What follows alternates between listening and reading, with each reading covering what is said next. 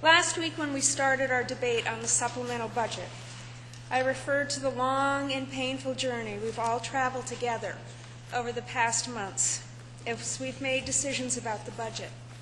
And the journey certainly hasn't gotten any easier in recent days. I ask you now to focus on what we've been able to accomplish in the budget before you. 98% of the budget before you reflects bipartisan agreement reached in an atmosphere of respect, openness, and goodwill by the Appropriations Committee. While we were all disappointed we were never able to finally agree on that last 2%, that 2% represents an honest philosophical difference with regard to health care. And I think these differences are to be respected. The budget before you maintains a safety net for our most vulnerable. It contains no new broad-based taxes. It contains real, sustainable cuts.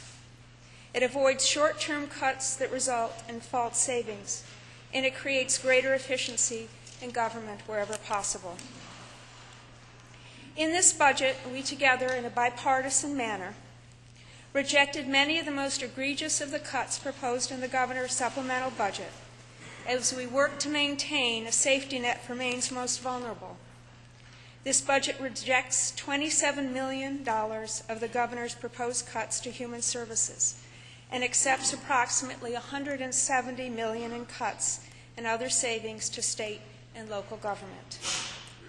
It restores funds to mental health services, foster and adult protective care services, and mental retardation services. It rejects the cuts to purchase social services like domestic violence prevention, sexual assault, and AIDS prevention. It reduces cuts to Head Start and children's mental health.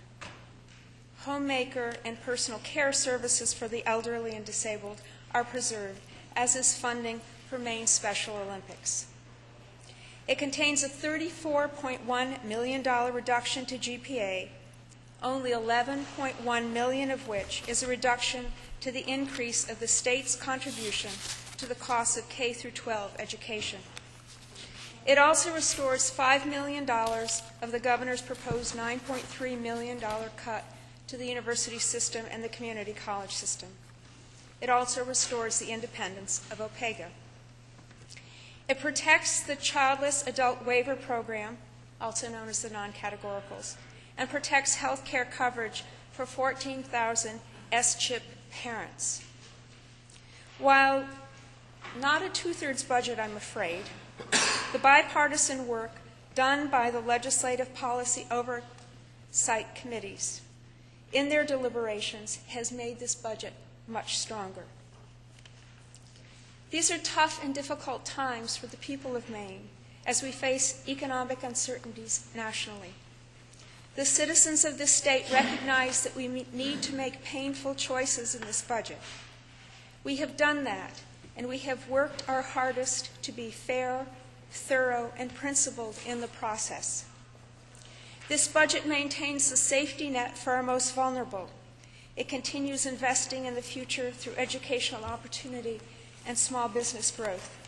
It contains no new broad-based taxes and contains no one-time money from the Rainy Day Fund. It reflects, in short, what I believe the people of Maine need and want from us.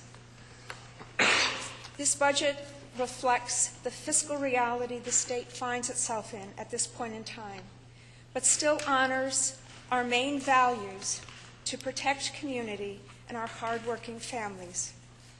I hope you will support the budget by voting favorably on the pending motion. Thank you.